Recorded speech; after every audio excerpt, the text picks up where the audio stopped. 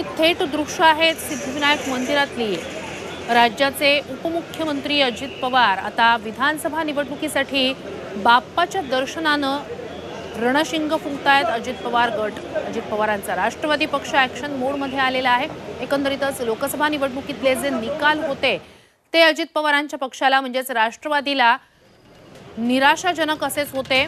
त्यामुळेच आता विधानसभाच्या दृष्टीनं आत्तापासूनच रणनीती आखायला सुरुवात अजित पवारांच्या पक्षानं केलेली आहे। काल त्यांची एक महत्त्वाची बैठक पार पडली।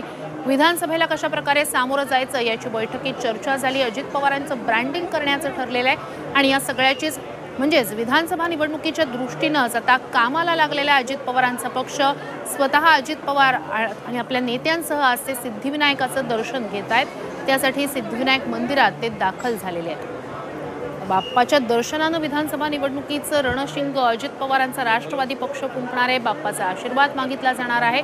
एकंदरीतच राष्ट्रवादीतली फूट, त्यानंतर राष्ट्रवादीचं चिन्ह आणि नाव हे अजित पवारांना मिळणं, या सगळ्यानंतर लोकसभा निवडणुकीत राष्ट्रवादी अजित पवारांच्या पक्षाला मात्र मोठा निराशा पदरी पडलेली आहे आणि त्यामुळेच आता विधानसभा निवडणुकीसाठी आत्तापासूनच कामाला लागलेला अजित पवारांचा राष्ट्रवादी पक्ष सुरुवात त्याची बाप्पाच्या दर्शनानं होतीये।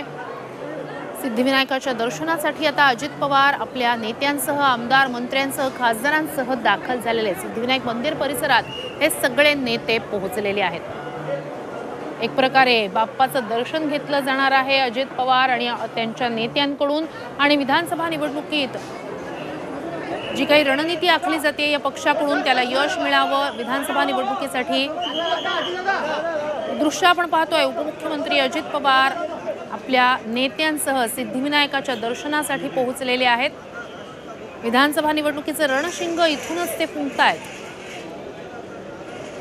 राष्ट्रवादीतली फूट, त्यानंतर लोकसभा निवडणुकीतला पदरी पडलेला पराभव, एकमेव जागा असलेली तटकरेंची, रायगडची आणि या सगळ्यानंतरच आता विधानसभा निवडणुकीला जर सामोरं जायचं असेल तर त्यासाठी आपल्या नेत्यांमध्ये, आमदारांमध्ये, मंत्र्यांमध्ये विश्वास वाढवणं गरजेचं आहे। त्यांचा विश्वास द्विगुणित करणं गरजेचं आहे आणि त्यासाठीच आता अजित पवार आपल्या नेत्यांसह, मंत्र्यांसह बाप्पाच्या चरणी लीन झालेत।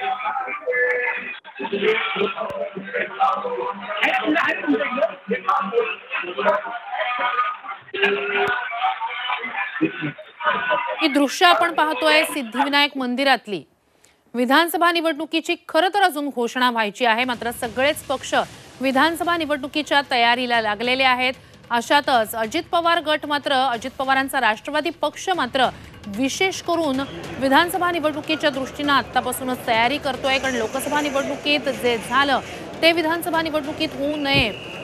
राष्ट्रवादी पक्षाला घवघवीत यश विधानसभा निवडणुकीत मिळावं आणि यावरच खरं तर अजित पवारांचं राजकीय भवितव्य, अजित पवारांच्या राष्ट्रवादी पक्षाचं राजकीय भवितव्य अवलंबून असणार आहे आणि म्हणूनच अजित पवारांच्या राष्ट्रवादी पक्षासाठी विधानसभा निवडणूक आणि त्यातला विजय हा अत्यंत महत्त्वाचा असणार आहे। त्यामुळे आत्तापासूनच अजित पवारांच्या पक्षानं कामाला सुरुवात केलेली आहे। बैठकांवर बैठका घेतल्या जात आहेत। काल सुद्धा एक महत्त्वाची बैठक नेते आमदारांसोबत पार पडलेली होती आणि आता बाप्पाचं दर्शन अजित पवार आपल्या नेत्यांसोबत घेतानाची ही दृश्य आहे। बाप्पाचा आशीर्वाद घेतला जातोय।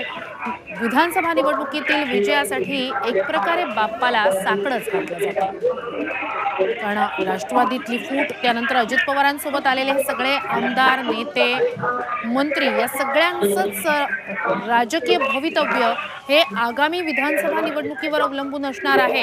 या सगळ्यांचं राजकीय भवितव्य कुठे असणार आहे, या सगळ्यांचं राजकीय कारकीर्द कशा प्रकारे पुढची असणार आहे, वाटचाल कशी असणार आहे, हे सगळंच या आगामी विधानसभा निवडणुकीच्या वर अवलंबून असणार आहे। त्यामुळे विधानसभा निवडणुकीत विजय मिळवणं, जास्तीत जास्त जागा जिंकून आणणं आणि लोकसभा निवडणुकीत जो पदरी पडलेला पराभव आहे तो पुसून काढणं, यासाठीच अजित पवार गट आत्तापासूनच कामाला लागलेला आहे। राष्ट्रवादी पक्ष आत्तापासूनच कामाला लागलेला आहे।